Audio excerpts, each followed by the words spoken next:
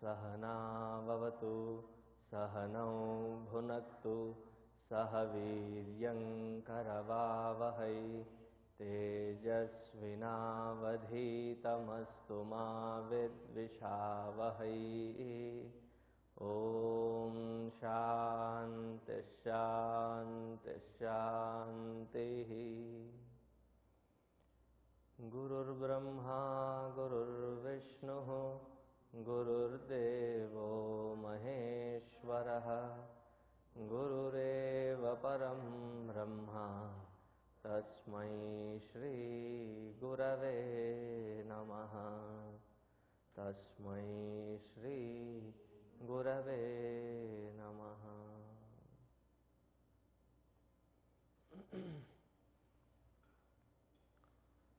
Hari Om.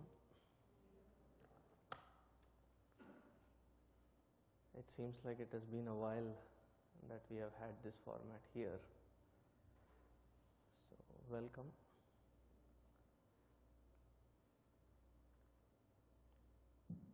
The idea is that at this facility in Saket, we will be covering up the Upanishads in the coming months, starting with Kenopanishad. And in the Chitrakoot facility, we will be doing the Prakarana Grantha like Atma Bodha, Viveka Chudamani or Drigdrishya Viveka. So, these will be the Prakarana Granthas. So, today with invoking the Lord's and Gurudev's blessings, we will start with our Kenopanishad. Upanishads, as we have been often hearing, is the last segment of the Vedas, in the sense that there are four Vedas: Rig Veda, Yajur Veda, Sama Veda and Atharvana Veda. If each one of these books is classified into further subcategories, they are divided into Mantra, Brahmana, Aranyaka and Upanishad. So, each one of the Samhita segment has four of these classifications. So, if you take a book, it has a chapter. Within the chapter, there will be four different classifications. So, similarly, here in Vedas, that is the structure. So, every Veda has various themes which can be called as Samhitas. In each Samhita, there are four parts: Mantra, Brahmana, Aranyaka and Upanishad. And the last one is called Upanishad. The last one is called Upanishad. What does this word Upanishad stand for? So, once I think Guruji asked us, how many Upanishads are there? So, when you look at it from the essential standpoint, there is only one Upanishad, because the message is one. And the word Upanishad defines what that message is. So, that word can be divided into three parts: Upa, Ni and Shat. Upa is closer. Closer to what? We will see. Taking something closer, like this is the altar, I am sitting very close. Again, this is a comparative, closer than the rest of you. So, Upa Asina. Asina, to sit. Upa is to be closer or the closest range. Ni, meaning Nischayena, affirmatively. There is no ambiguity, there are no doubts, there are no questions. With absolute clarity, without any ambiguity, you are close. Close to what? Shat. The root word is Sat. Sat means existential reality. And that existential reality, Sat as a root word, when it is following the Nipata Ni, sa becomes sh. So getting closest to that supreme existential reality is the message and purpose of Upanishads. In order to understand these Upanishads, I think each one of us has to be qualified. For the Prakarana Granthas, there need not be any qualification, because that enables you to get qualified. But for Upanishads, unlike Bhagavatam, wherein there is no prescribed qualification required, but for Upanishad, there is a qualification required. What kind of qualification? I think Guruji puts it very beautifully. He says, if you are planning to climb Everest and you are ever at rest, and you suddenly land there to climb, it will be an impossible task. Just at a gross physical level, to climb to such heights, you need lots of preparation. Ask those who came to Kailash Manasarovar Yatra. In spite of being prepared, you don't know how that altitude will take you by surprise. You have to be prepared.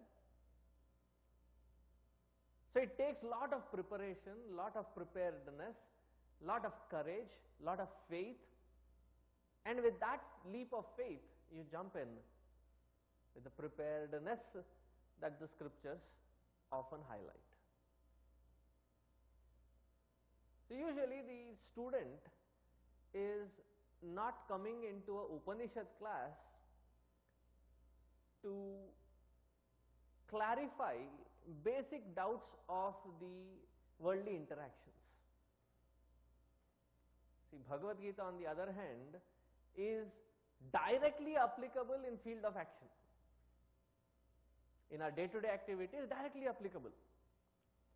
Whereas Upanishads are much subtler than that, because their focus is somewhere else. And to such individuals who have seen enough in their outside world of interaction, in the field of actions, when they have seen enough dead ends,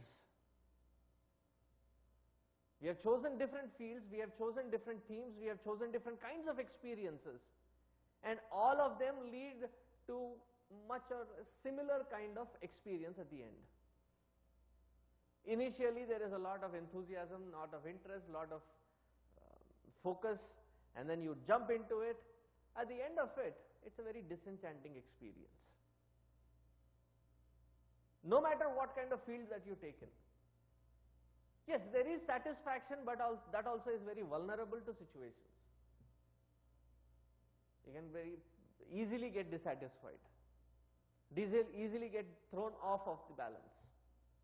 So you have seen those kinds of dead ends enough. And now you started questioning something subtler, deeper. Is this all? Is there something else to it? Do I need to try something else outside, or the entire effort has to be directed in a different direction? So it is not for an initial inquisitive mind, but for a prepared mind which has seen enough experiences out in the world, and by the texture of their experience, they know that what they are searching is not available there. The one who has that kind of a grip over experience, wherein their ultimate experience in the outside world has taught them that it does not give them what they are expecting. There are two paths from there. Either you get totally disappointed, dejected, and it is such a waste, I have put so much effort, there is nothing in it. Or you could take it in a positive way. Okay, I have tried it all, it is not there. And there is something inside burning which says it should be somewhere. Where should I find it? Such ones start questioning not temporary purposes of life or goals of life, but the purpose of life. We have different passions, different goals, different visions, and as we grow, we want our passions to be fulfilled. So, but this man, he has seen them all. Yes, I have fulfilled all of them to a certain extent. I have seen their end result. But what I am searching for is not there in that world.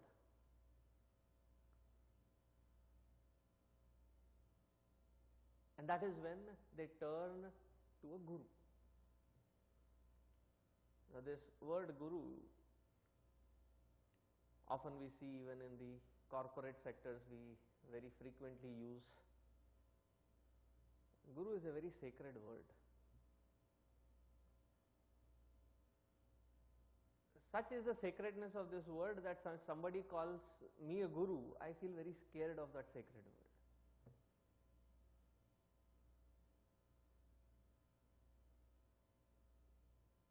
Guru is the very embodiment of that supreme in our life. And the scriptures have put it very easily. They said, Shrotriya cha Brahmanishtancha. There are many of us who could be Shrotriya. Shrotriya, those who are even into the philosophy, professors of philosophy, they are Shrotriya, they have learnt it.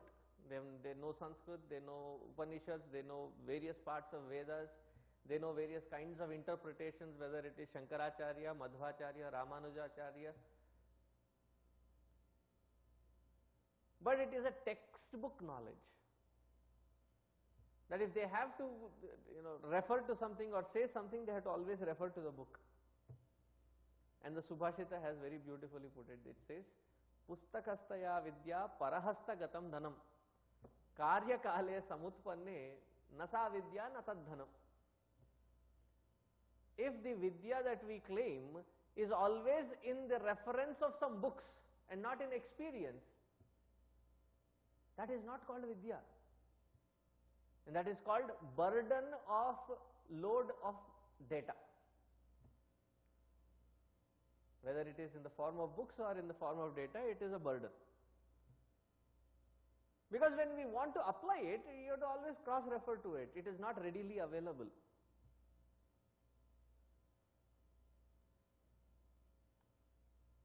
But these masters, gurus, are someone who have that kind of knowledge, translated it into experience, that is called Brahmanishtancha.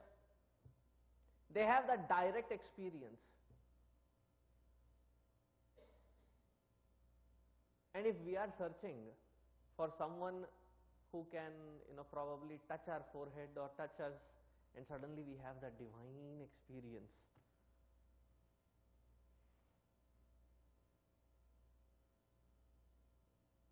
there are, on both ends, there is hypocrisy. The one who claims to give it and the one who claims to take it.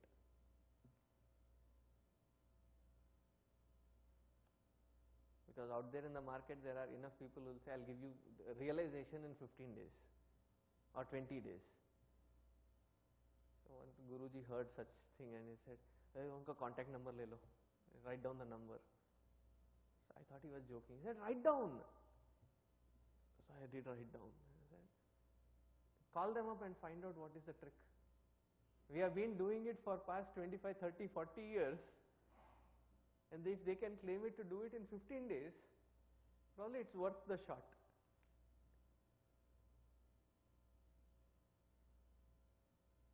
This path, it requires such preparedness and the courage to take that nobody can assure us that it will take this much amount of time or this much amount of effort to realize. It is totally dependent on the intensity of the sadhak.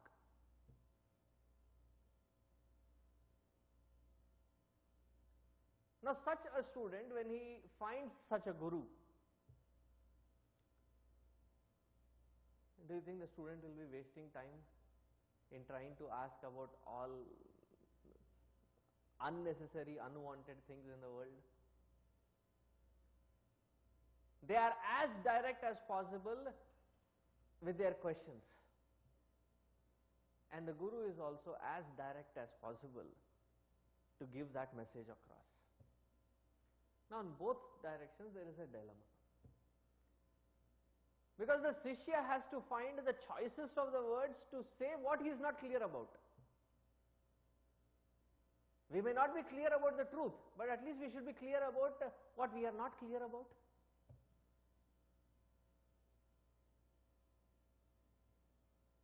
So the Shishya has to have that preparedness to understand what he doesn't understand and ask that which is really of concern.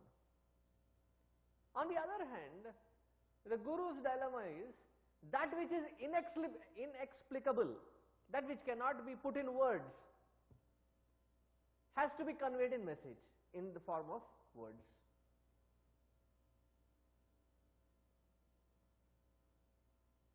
See, as simple as an experience of any edible thing that you like when you eat. You say, oh, so beautiful. It's awesome. They're just words. When somebody comes and asks you, how is that experience? Can you put it in words?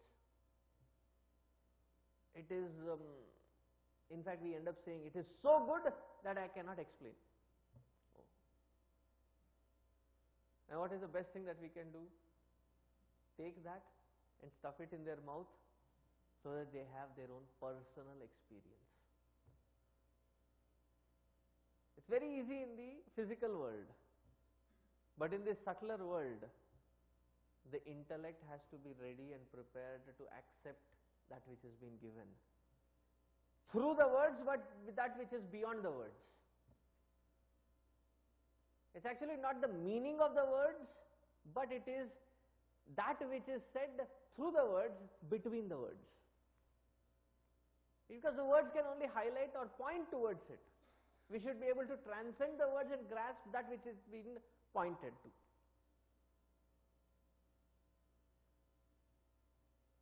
So when such a beautiful occasion happens, wherein there is that kind of a great master, Guru, in whose presence we find such a prepared student, we all complain that where do we find such Guru? Okay, in Kenopanishad, our Lord Yama, he says, I stand in this threshold between life and death, and I've been seeing through the creations. Hard to find a suitable student like you, Nachiketa. Because even the poor gurus are searching for right students.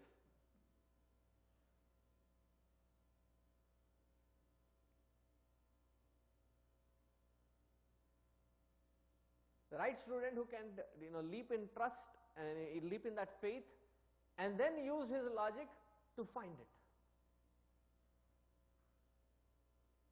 That faith is required. So when such sacred, beautiful moment occurs, how would that moment be? That is what is a beautiful introduction of this Upanishad. This Upanishad is named as Kenopanishad because the first word that it starts with is called Kena. So if there are these people who are introduced into field of Upanishads and they refer to, oh, today I was reading that Upanishad. Which Upanishad? That one which starts with Kena.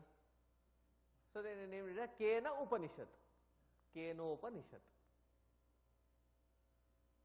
A name is a reference to what it stands for.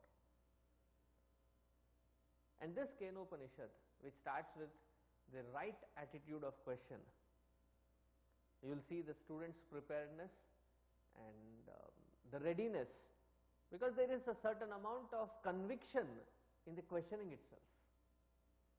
There is no ambiguity about their questioning. So this Upanishad comes in Samaveda. So there are 4 Vedas, so this comes in the Samaveda. So the starting invocation, Shanti mantra, is a little different for the Samaveda. So I'll chant the mantra and then you can repeat after me. One little difference, that all these verses that are there here in the Vedas, in the Upanishads also, are not shlokas, but they are called mantras. When it comes to the Smriti Granthas, like the Purana and Itihasa and the Smriti Granthas, they are called shloka. But that which comes in the Vedas, they are always referred to as mantra. Mananat trayate mantra. That on which when you meditate, trayate, removes all obstacles, starting from physical to the spiritual realm. So that mantra I will repeat, I'll chant, you repeat after me. Om apyayantu mamangani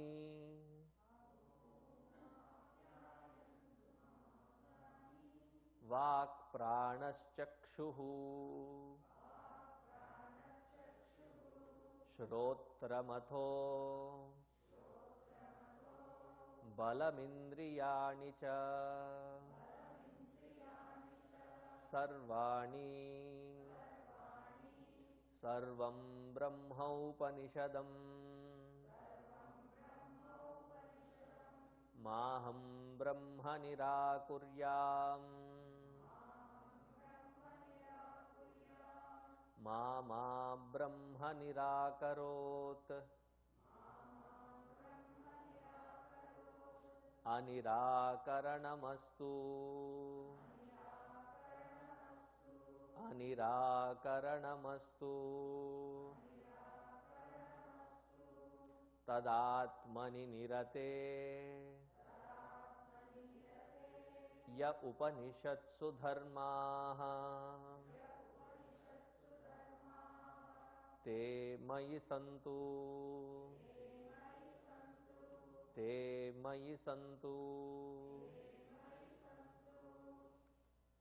When we read anirakaranamastu, and the second line it should be anirakaranam me astu. So if it is anirakaranamastu, change it to me astu. Unto me let it be.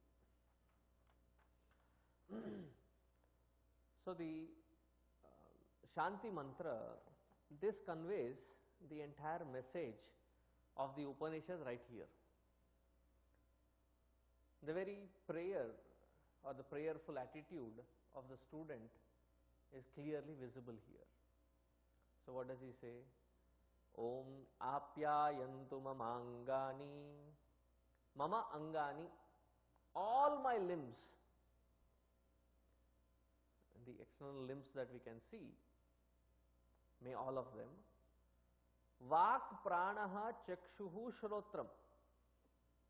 All the indriyas and their strength, their capacities. Apyayantu. May they be fortified, may they be strengthened, may they be nourished. Because the sharira is the madhyama, the means. And if the sharira is neglected, not just the sharira meaning just this external body, whether it be at the physical realm or the emotional or the intellectual, the spiritual personality, all of them, may they be nourished sumptuously. May they be strengthened from all perspectives. Because in this journey, we would require that kind of courage.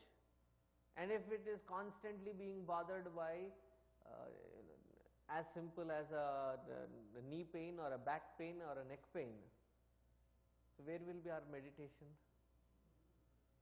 if somebody has a neck pain? Constantly that half an hour, 40 minutes they will be focusing only here. So they did meditate, but on what? It is called neck narayana. And what will they realize? It is called pain anubhavam. The pain in the neck is what they will constantly be meditating upon. So the body has to be strengthened, our emotions have to be strengthened, the intellect has to be strengthened. So the first prayer is, may all my limbs and their capacities, may they be nourished, fortified, strengthened. Apyayantu. Sarvam Brahma Upanishadam. Everything that is said in this Upanishad or these scriptures is nothing but that Brahman alone. That which is beyond the words is also expressing through the words. So every word that we have is sacred unto itself. Every syllable is sacred. So everything that is here is regarded as sacred. And there's a very strange twist to the prayer. He says, Anirakaranam mama Brahma nirakaryam. May that Brahman not deny us. May I never deny that Brahman. Sometimes what happens in this path, when people start, they start with vigor, they start with enthusiasm.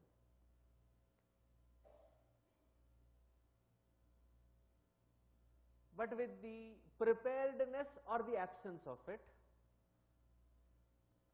sometimes it is not that well prepared, the mind is not that well prepared, it has not grown that subtle, that sharp,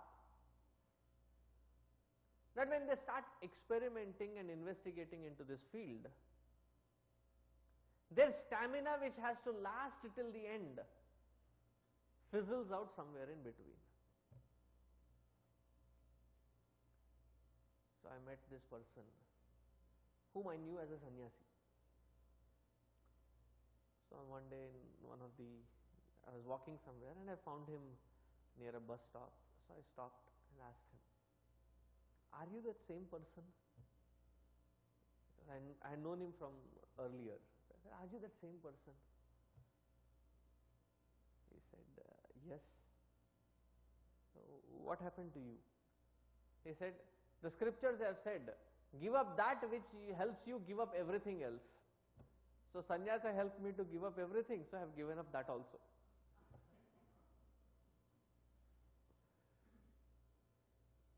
See, what has to be given up is not the sannyasa, but the one who is accepting or denying the fact of doing something.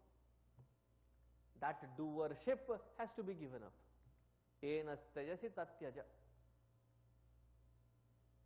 So somewhere in between we get disenchanted with the process.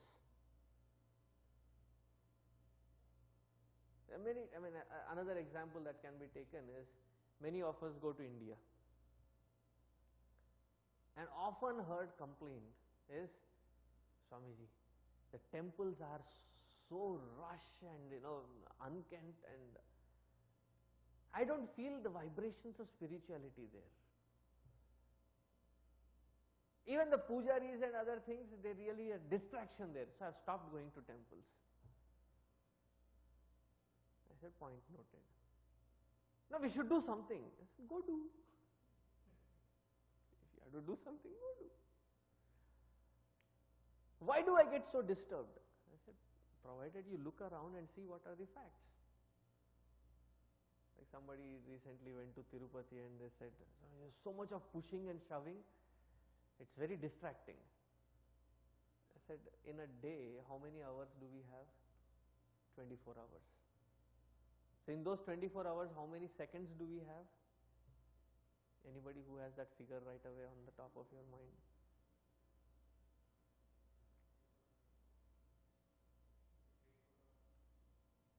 He says 84,000.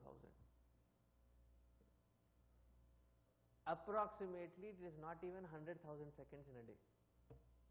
How many people visit? 200,000 people visit per day. So if you look at it, how much time will each person get? It is like 2 or 3 per second. So people say, I went to that Jargandi temple. Because they keep saying Jargandi, they keep pushing you away.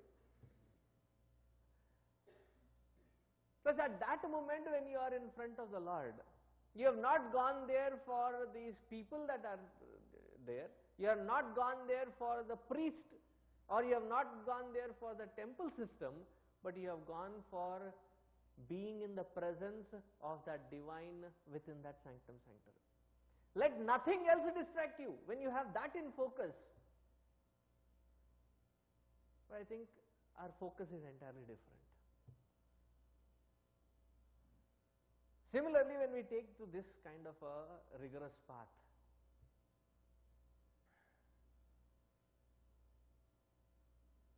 and being with a guru is not an easy joke. Why have we gone there? To delete the ego from inside. Any which method that is possible. So what does the guru do? His job, or that guru's job, is not to pamper that ego. Right? We may lose focus. We may lose focus and demand. I tell you, when people are around this, Mahatmas, they bring worldliness in front of them. See, they say that guru has to be impartial. Look at that. He is close to that person. He doesn't speak. I think they are the ones who are corrupted. Like if you go to a doctor, to someone they give a small dose, to someone they give a big dose, to someone they have to spend more than just giving a dose, talk to them, to someone they have to take to a special ward and treat them, or even operate them. Is the treatment not different? Would you really go to a doctor who has the same treatment for any kind of ailment? Why can't that sensibility percolate to this system? So when you trust that person, knowing what each person requires, where does comparison come in picture? One of the things that comes and corrupts our minds. And then you see somebody else being pampered. See, everybody is pampered. I am not pampered. I do everything that he says. But I don't get one word of appreciation. Who is demanding it? Isn't that the ego? And what was the purpose? The purpose was to annihilate that ego.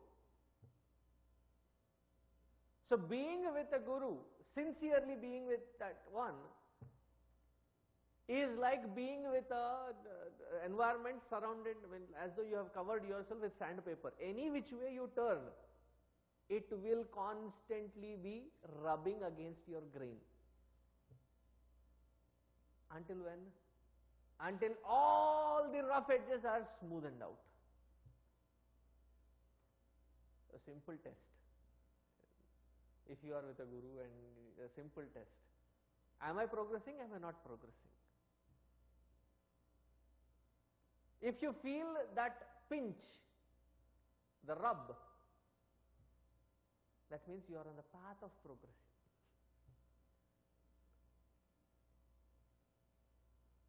When you transcend being bothered by it, then you have reached where you have to reach. Until then, we need to have that stamina and courage to go through it. But what happens in between? The ego revolts. The whole effort is to annihilate that ego, and the ego doesn't want to let go, so the ego revolts. And when that ego revolts, we will be the one to lose it. And that is what is the prayer saying. May that Brahman, Maham Brahma Nirakuryam, may that Brahman, may that Supreme not abandon us. I may be through various testing times, but let him come through my intellect. That is what we chant. Dhiyo yonah prachodayat. May he shine through, illumine my path through that sharpness of intellect and subtlety of my instruments. Maham Brahma Nirakuryam, Mama Brahma Nirakarot. May I not abandon that Brahman, and may that Brahman not abandon me.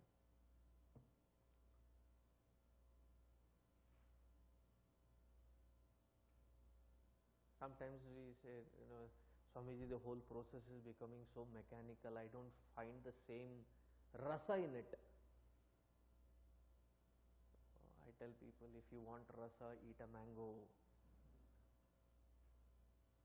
Sadhana is not done so that you can enjoy the rasa, you have to transcend the rasa. Because of our bhoga buddhi, what do? We corrupt every experience with the enjoyership. Unless I enjoy something, I will not involve in it. And we come to this field of spirituality and we want to enjoy that spiritual process. The whole point is to remove that enjoyership. Meditating on the Lord and eating a rasgulla or mango, there is no difference now.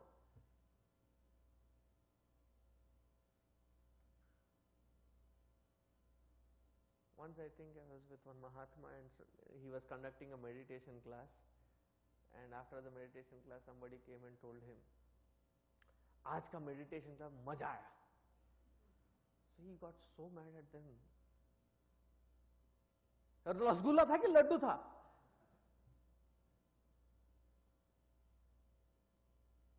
The enjoyership is the ego in its own different modification. And one has to transcend that. So that is again said here, that may that Brahman not deny me and may I not deny that Brahman. May we not abandon each other. From various perspectives I gave you examples. The path is very simple. Understand the process as to where we are, identify the process and meticulously, systematically apply that process day in and day out.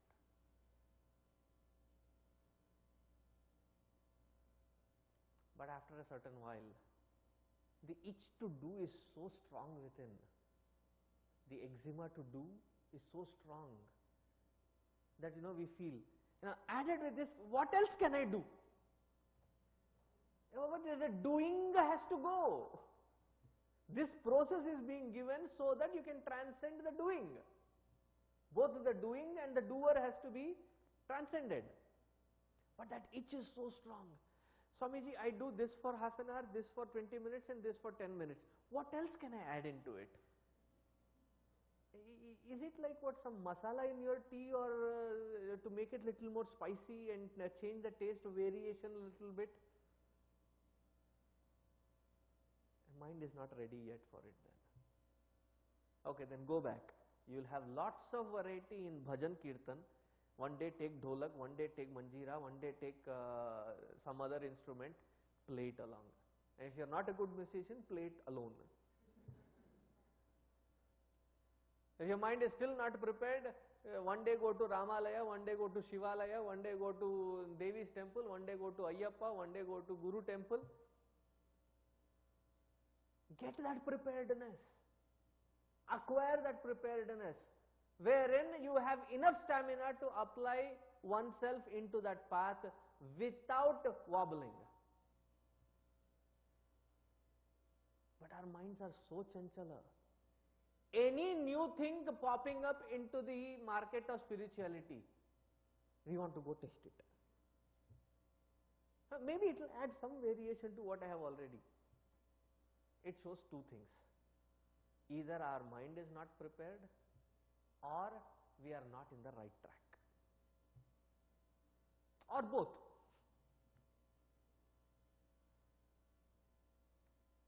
So, maham brahma nirakuryat, mama brahma nirakarot, anirakaranam me astu. And the last sentence he says, tadatmani nirate ya upanishatsu dharmaha te mayi santu, te mayi santu. Let all the values taught by these Upanishads, may they be translated into virtues, that I am not just appreciating it intellectually, just for the kick of understanding it, but I am also practically applying it, fine-tuning it to reach where no words can reach. Thus, having offered the prayer, we enter into the main Upanishad. And you can see the straightforwardness of the student as well as the theme of the Upanishad, that they are not beating around the bush. Straight to the point. See, you have heard Bhagavatam here or the Ramayana here. So in order to ask a question or in order to create that entire environment, they go through such beautiful story and they move around and then finally come to that place wherein that question becomes valid, and hence therefore there is this question, or hence therefore there is this story. Here the student is direct. He said, I have got nothing to do with it. It has nothing to do with the outside world. I have few straightforward questions. Do you have straightforward answers? Path of directness. So what is the question? Keneshitam patati preshitam manaha,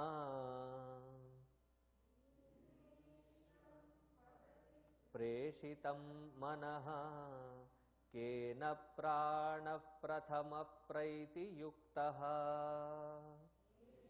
prana prathama praiti yuktaha, keneshitam vachamimam vadanti, keneshitam vachamimam vadanti, chakshushrotram kau devo yunakti,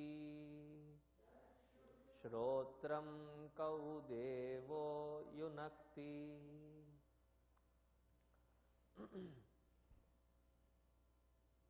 See the sincerity with which the student asks the question.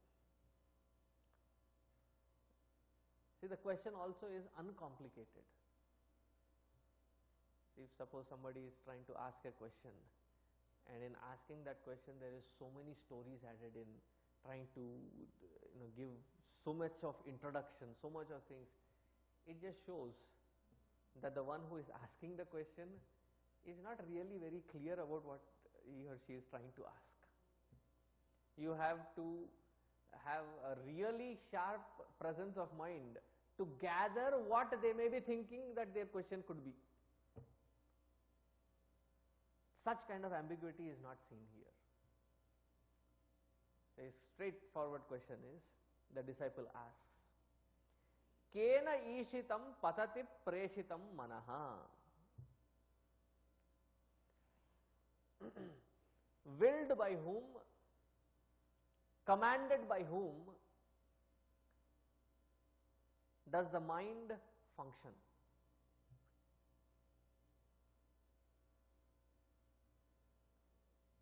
Willed by whom does the prana move in and out? Do we really put our effort in breathing? Sorry, don't disturb me, I'm breathing in. Inhale. I told you don't disturb. Exhale. Are we putting any effort? Unless you are in any pranayama. That's a different case. But day to day when we don't put effort, it happens naturally. Who is it that is making sure that it happens naturally? And whose directive does the prana go in and out. Pratama pranaha. Keneshitam vacham imam vadanti. I have a mouth and I have the capacity to speak. I have the intellect to process what I have to speak. But what is it that supports all of these processing to occur so that I can speak?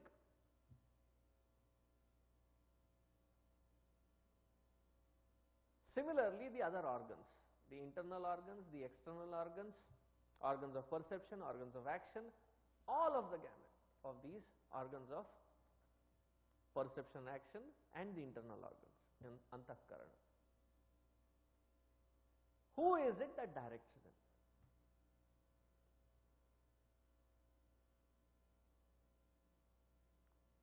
There is an apple in front of you,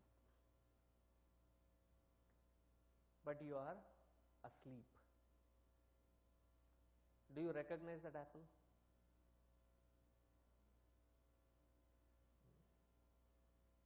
You are awake,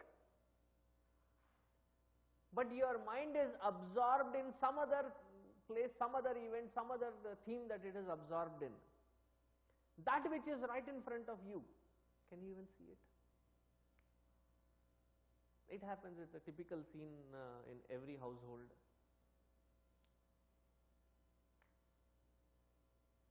You have to rush, beat the rush hour. You got up late by 15 minutes and that spoils the entire morning schedule. So you are rushing through your morning schedule and you come down with your bag and you don't have time to have your breakfast, so you grab a fruit and almost towards the garage.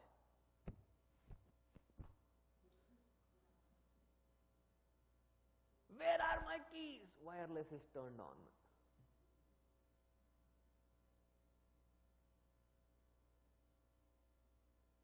And from there, wherever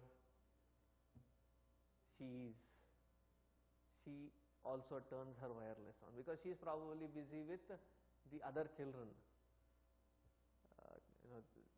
to get them ready and push them off to the school. From there she says, "It is right there on the coffee table," screams across. And this fellow standing right in front of that coffee table, looking at that coffee table, where I cannot see it. So Devi Avatara comes. What is it? Can't you see this? It is right there, but the mind is so occupied with something else, it cannot perceive it. So just because there is a vastu, just because there are eyes, just because the eyes have the capacity to see, the seeing need not happen.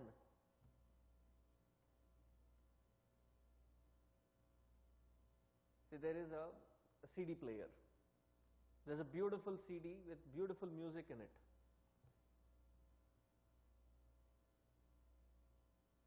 And then you close the lid and then turn it on. What makes that music come out? Just because the presence of the CD, it doesn't happen. Just because the presence of a good player, it doesn't happen. Something has to enliven the entire process for us to hear that music. So similarly, he has done enough research. The student has done enough research. He has seen the entire gamut of experiences. That in search of something that can be substantial in my life, I have tried it with all organs of perception and action, all fields of time and space. It only boils down to one thing. What I am searching is not out there. If I can understand what is it that is triggering, commanding my mind to function, my organs of perception to function, my organs of action to function, if I can find that,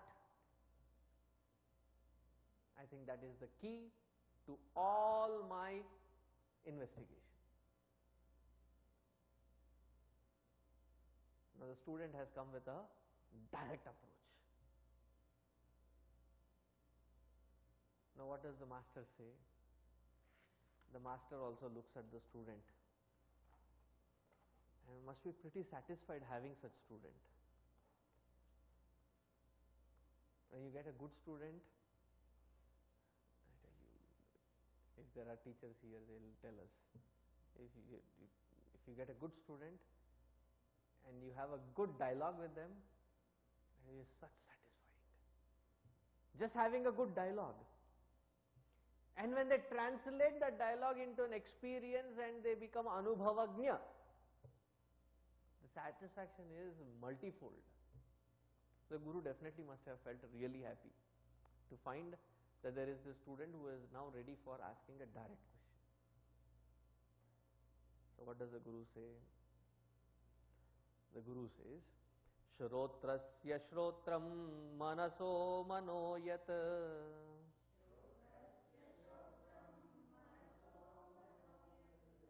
Vacho Havacham Sau Pranasya Pranaha Havacham Sau Pranasya Pranaha Chakshurati Muchya Dhiraha Chakshurati Muchya Dhiraha Pretyasman Lokat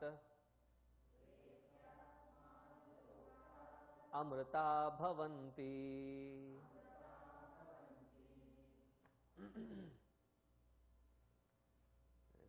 The Guru, when the Shishya asked in a language with a certain pattern, the Guru is also very sharp.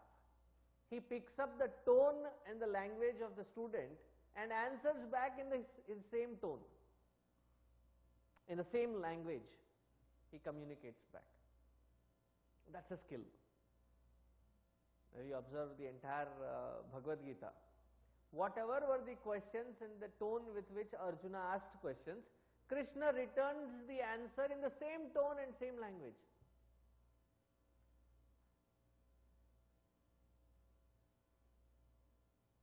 So that they can communicate on the same page.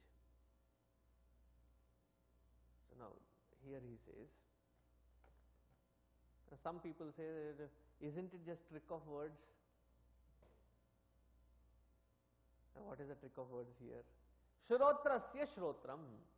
What is it? That directs the ear. So he says, it is the ear of the ear. Manasaha Manoyat. It is the mind of the mind.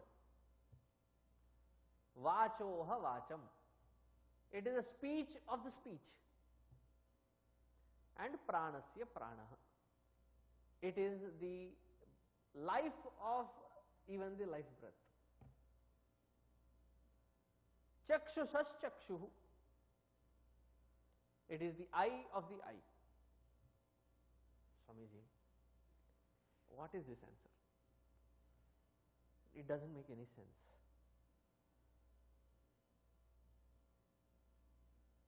The student asked a simple question, a direct question. I thought this teacher will also have a direct answer. There doesn't seem to be any answer here. Eye of the eye, speech of the speech, mind of the mind, prana of the prana. What does the teacher exactly want to say?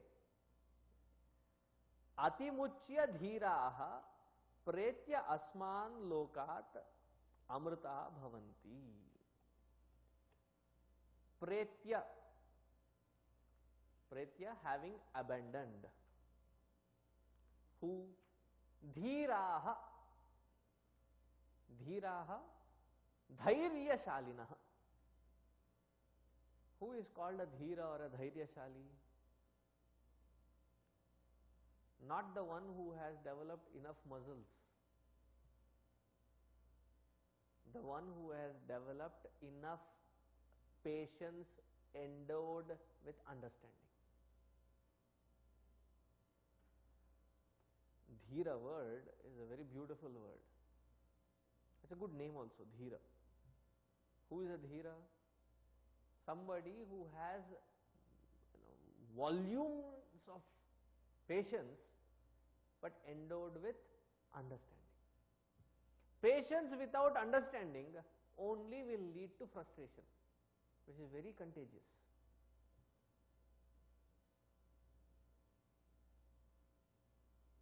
And that is where the frustration also comes, right? How long should I wait? My tolerance is done. But if that same patience is out of understanding, that frustration would never be the result. So here that kind of a courageous person, Dhira, why is he called Dhira? He says, because he is ready to quit, give up, asmat lokat, from this world of pettiness called ego. If we are ready to give that identity called ego, amrita bhavanti. They understand that amritatva, which is the eye of the eye, ear of the ear, and the mind of the mind. That which is enlivening every aspect of our personality. That without which nothing has the capacity to function. I like that example of Ramana Maharshi. Somebody said, show God. He said, did you see? He just moved his finger and I said, did you see? And this person was totally lost, perplexed. Like, what are you pointing to?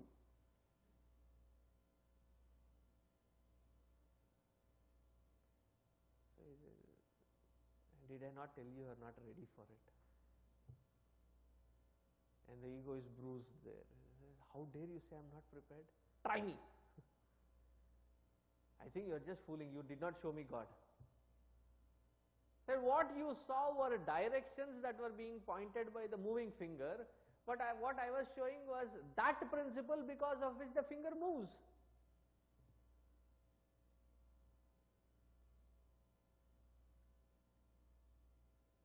We see the person, we see the personality, we see the actions, we see the body language, but we do not perceive that which is enlivening all this.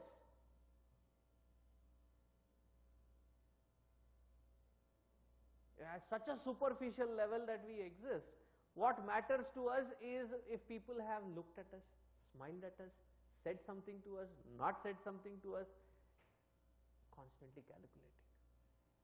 Why would they say something like this? Why are they, how far are we away from this? You see anything around, instead of finding the divine within all that we interact, we get easily carried away by the movement in that divinity. Somebody very beautifully asked once, Sanji, when everything is divine, that the movement is also divine? I said, yes, movement is also divine. But are you in that moment to bask in the glory of that movement, or are you moving along with the movement? Have you been taken for a ride in that movement, or have you separated yourselves to enjoy that movement? That is when you can say that moment is also, that movement is also that divine. Far away from it, we get easily carried away. So the master here is very beautifully highlighting. He says that in your pursuit of truth, what you should be focusing is not the instrument. is not the capacity of the instrument. It is that because of which both the instrument and the capacity of that instrument has its functionality.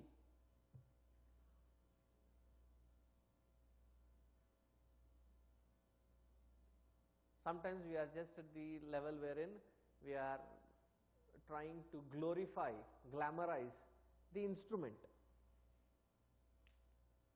You know, I see our 12th graders when they get their first car. It usually is that sports model.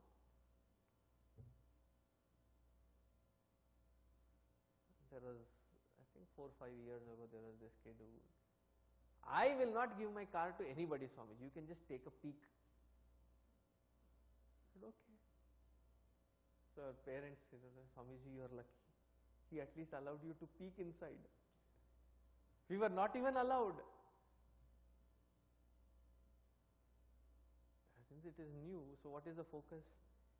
Every day he has to clean that exterior, polish it, and every Sunday he spends hours on end, what do you call it? Waxing it.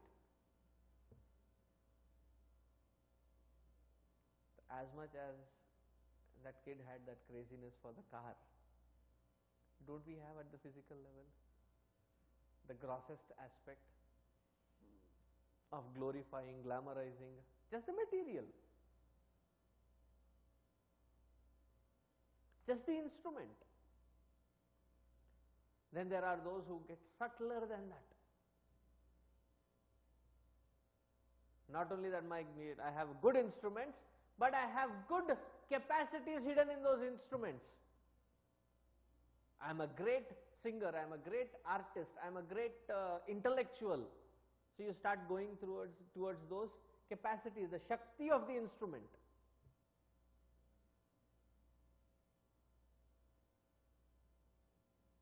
But instead here the Rishi, the master, is trying to say that it does not matter what the instrument is or what the capacity is of our own.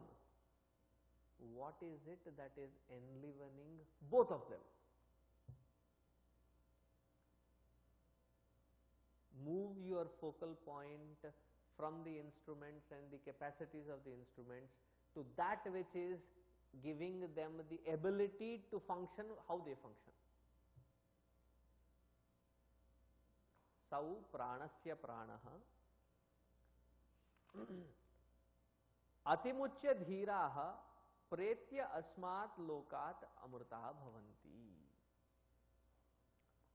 Usually very roughly translated, people would say or translate this as abandoning these instruments, they become immortal. It is not a process which is after leaving this body, but that disidentification is something that can happen while you are in the body.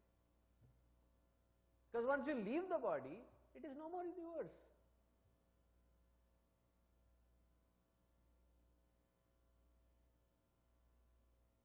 Somebody with illness, Swamiji, what will happen after I am gone? To whom? What will happen is a good question, but to whom? To my body. Once you leave, it is no more your body. If your body itself is not yours, what will happen to your assets and other things? It is no more yours. Done, quit. So I leave to all this. You don't have a choice. You leave everything behind. Almost there was that pregnant poise of that question wherein is, can't I take even a little bit with me? Try. Nobody has ever succeeded, nobody can ever succeed in that.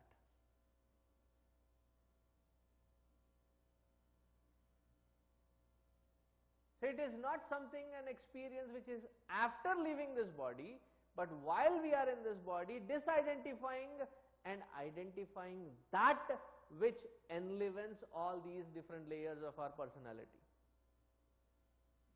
Physical to the most subtlest aspect. Continuing further.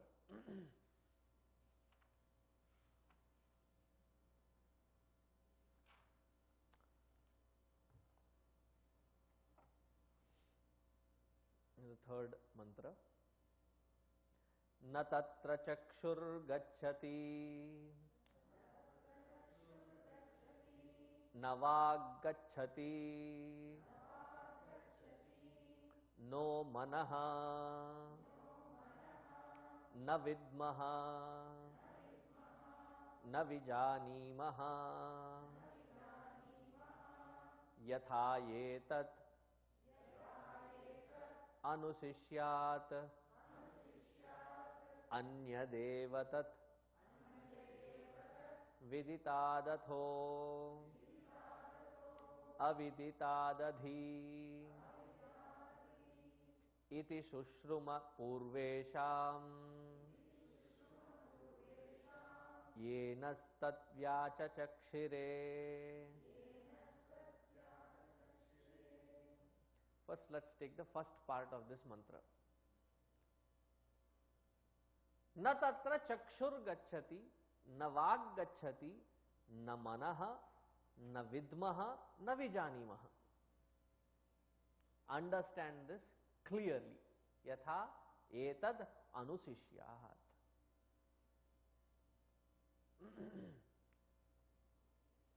Na tatra chakshur gacchati. See, when we come to this field of investigation, our process of investigation or the method of investigation has to change.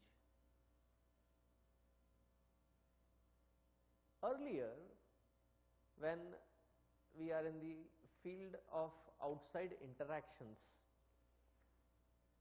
our investigative methods are instruments. You see, you smell, you taste, you touch. Like ever since I have been sitting, I have been thinking, are they real flowers? Because sometimes the plastic flowers look more brighter than the real flowers. It's only when you touch them, oh, it is real. It is not something which is appearing real, but it is real. How did I know? The touch. Still have a question, pick it up, smell, though in this country nothing smells. How do you call it? The potpourri smells more than the actual flower itself.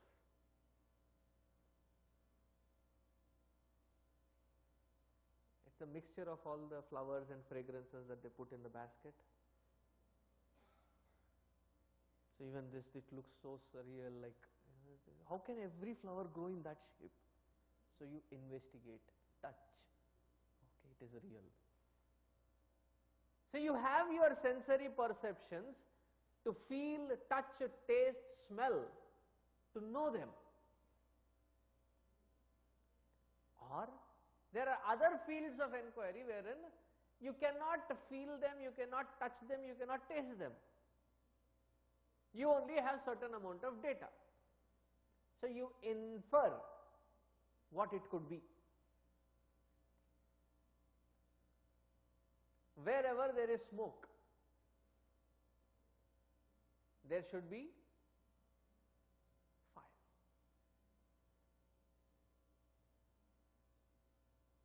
Once I was talking to some 8th, 9th grade in our Bala Vihar. So I gave them this inferential knowledge. Ask them the same question.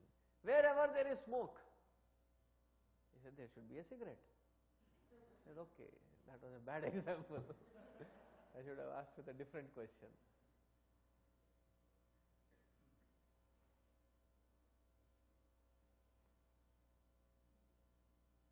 Early in the morning, you usually go for a jog. You step out of your house and you see that the entire ground is wet. What do you infer? that the sprinkler system is functioning right. Or it has rained. There are many options. So you infer accordingly.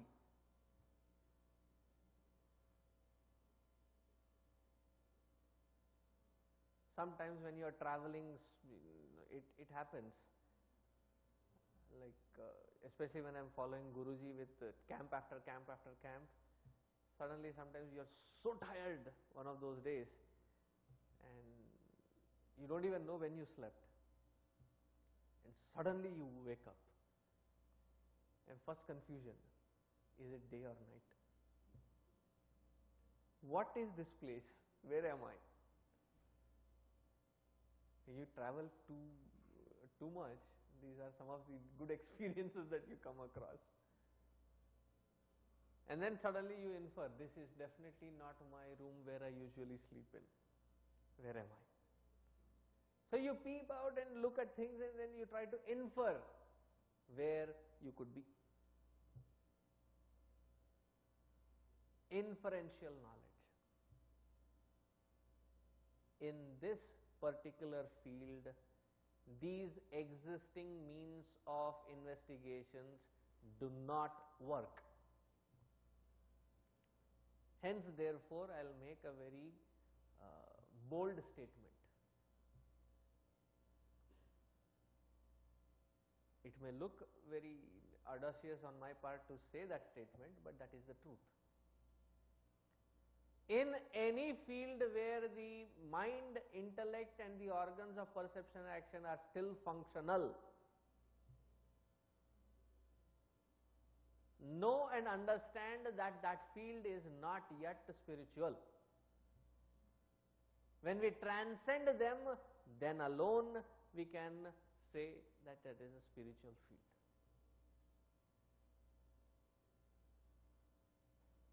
Meaning, the entire field of science investigates only through the means that we have already stated.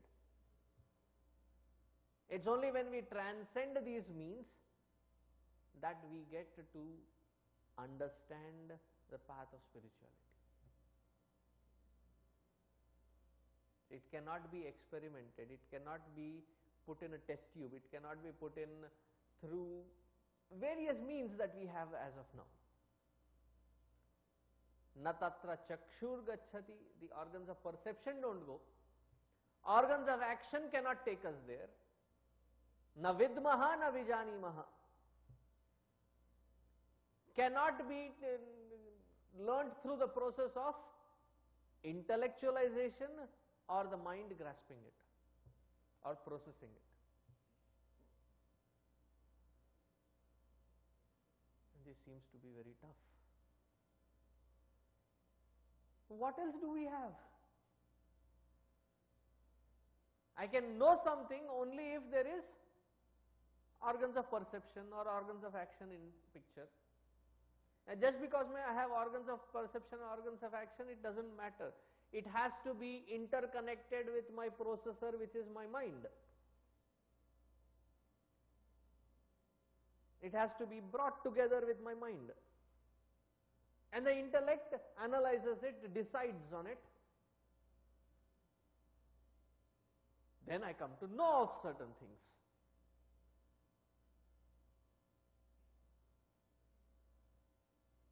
But this is something which is even beyond the conceptualization of the intellect,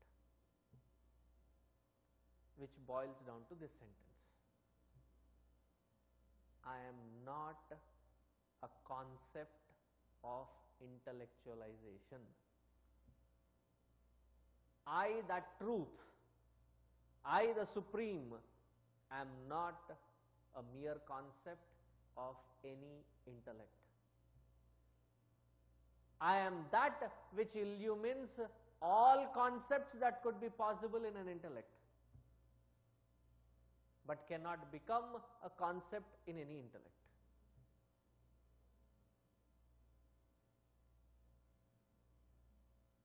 See, the Upanishad style is so beautiful.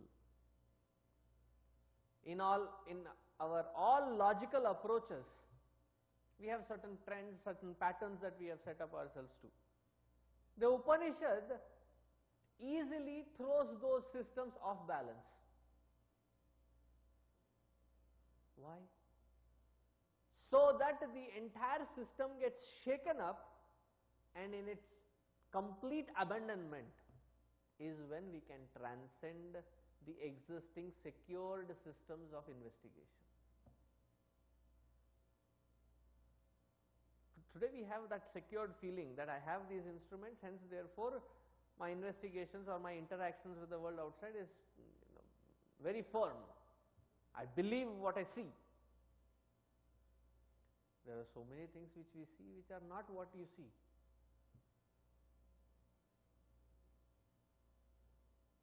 Somebody forwarded this beautiful video to me.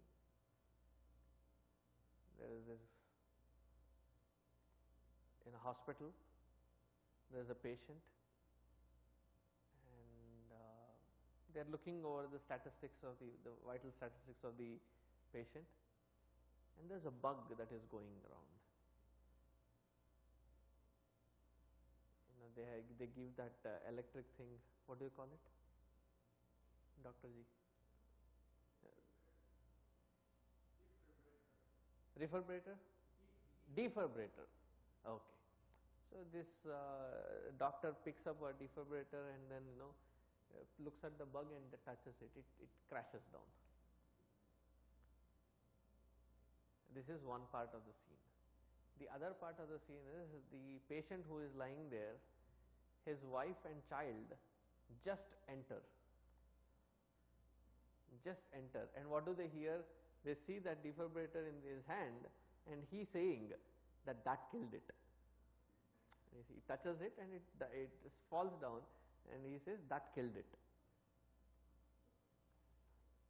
And both the faces of these two, they are totally shocked. You have seen it. But what you are seeing, what you are hearing is not what has happened. We have inferred something else.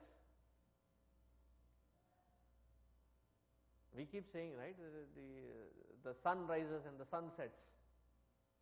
Does the sun ever set? Does the sun ever rise? No.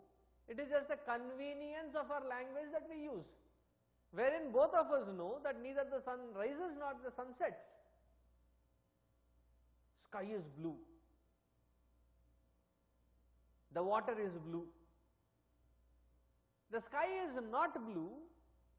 It doesn't have a color. But that which we see gets reflected even in the water, hence therefore it appears blue. Neither the sun, neither the sky nor the waters have any color. We may see, but it is not something what we see. When our organs of perception, action and intellectualization fail us just in the material sense, in the subtler worlds where they cannot function, do you think they will be helpful?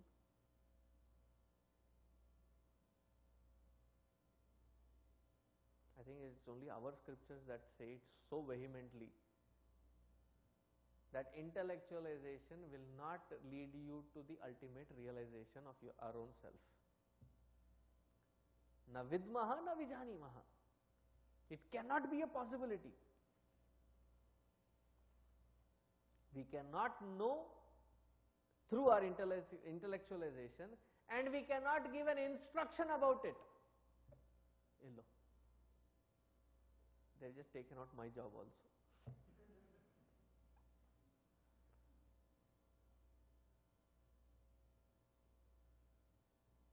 All that any help can guide us is to train these different layers of personalities, fine-tune them, disidentify from them. That's all these various actions and the interactions can help us lead to. That self within is beyond any processing, any result of action. Because if if it was a result of any action, what has been our experience of any result of any action? If it has a birth, it has an end point. You have put effort, you have acquired something, and you are enjoying it. It will last only that long. And this Atma Tattva cannot be a result of action then. Because if it were a result of action, we would have already gotten it. It cannot be a result of intellectualization. Because it is not my existence, the concept of consciousness is not a concept of my intellect. I am conscious, hence therefore I can create concepts. I exist, hence therefore I can think. Not the other way around.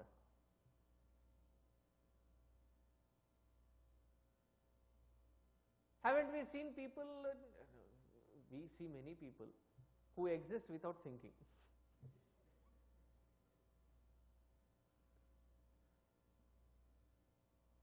Don't we come across such beautiful moments in our own lives? That we do exist without thinking? But on a serious note, there are moments wherein our entire thinking has come to a stop.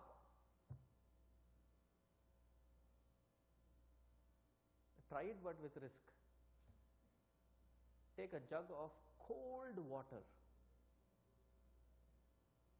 Take somebody by surprise and splash it on their face. At that moment when this cold water hits your face,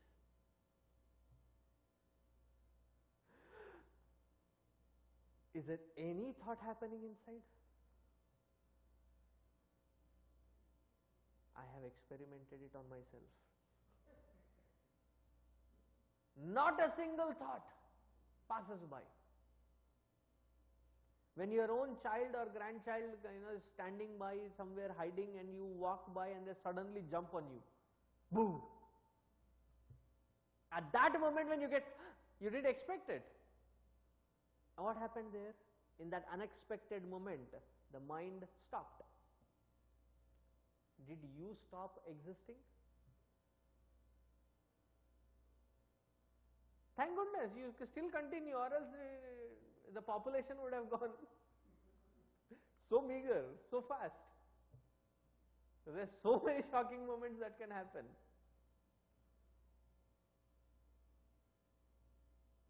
You are intensely working at something and somebody taps your shoulder. At that moment what happened? You were broken, snapped out of that thought flow, and the thought flow did not reoccur. So when that loop is not continuing, there is a complete void of thoughts. There is no thought. But did we not continue existing? So even in that moment I existed. So if I were a concept, it's a very dangerous thing. Because the concepts or the thoughts are very breakable patterns. And I am a continuous entity, not something which is broken into parts. Hence, therefore, these instruments of perception and action or the processes of intellectualization cannot be the process to ascertain my true nature.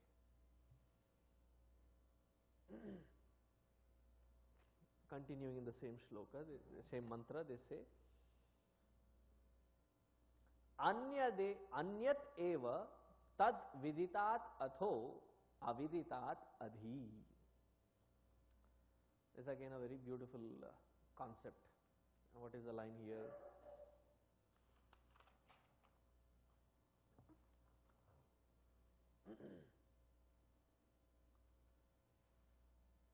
Have you ever been to Siberia?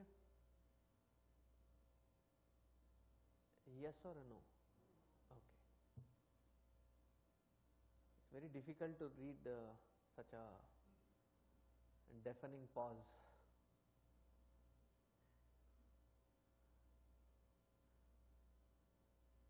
Have you been to Dallas downtown? You have a known experience and you have something which is unknown to your experience. Dallas downtown is known and Siberia is unknown. You have not experienced, you know about it, but you have not experienced it. The known experience and the unknown experience, are you aware of it?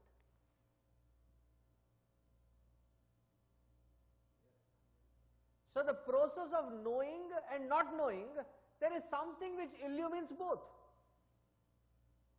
There is a process of understanding or the lack of understanding, but I know when I understand something and when I don't understand something. Anyat eva viditat atho aviditat adhi. There is something which is other than, something which illumines both my knowing process as well as the not knowing process.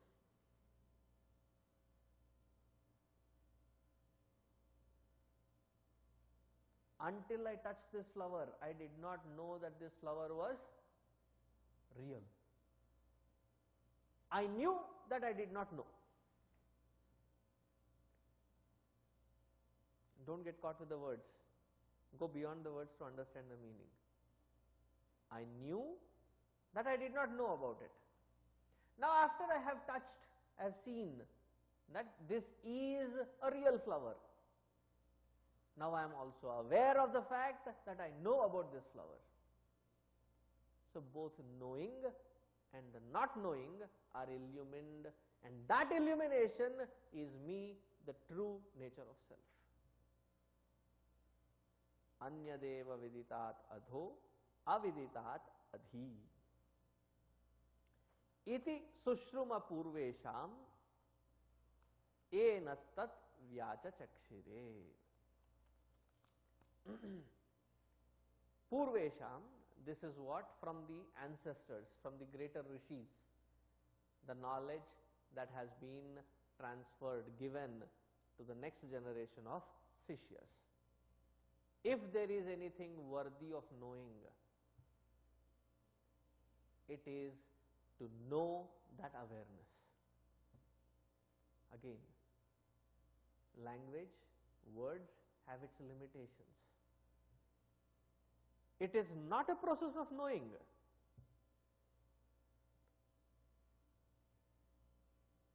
Because the nature of awareness is to know. Are you getting my point? See, the external world of objects, when you know, there is, say this is a flower. So there is a flower, an object. The eyes are seeing it, and the process of seeing is happening. But in awareness, that which I am aware of, the process of awareness, and the one who is aware of, all the three are one.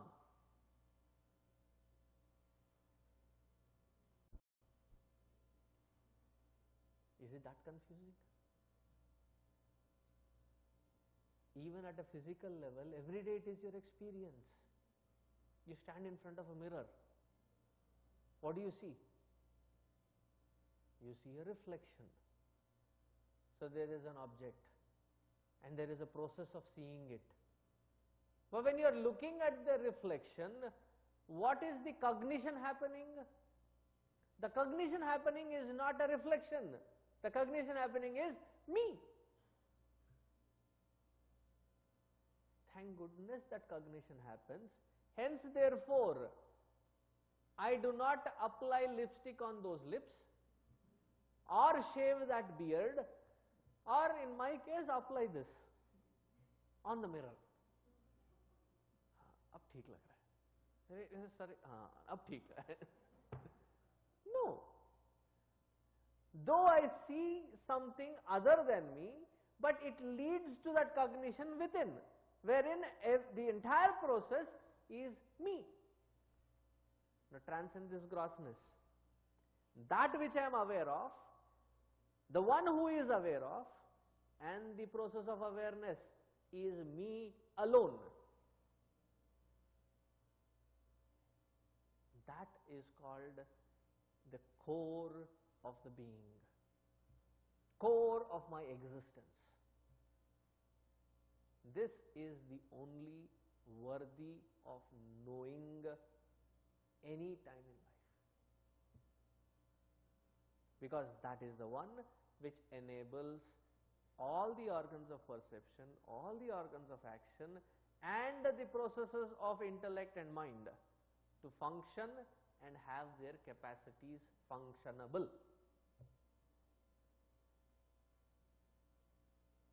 Iti sushruma purvesham enastat vyacha chakshire.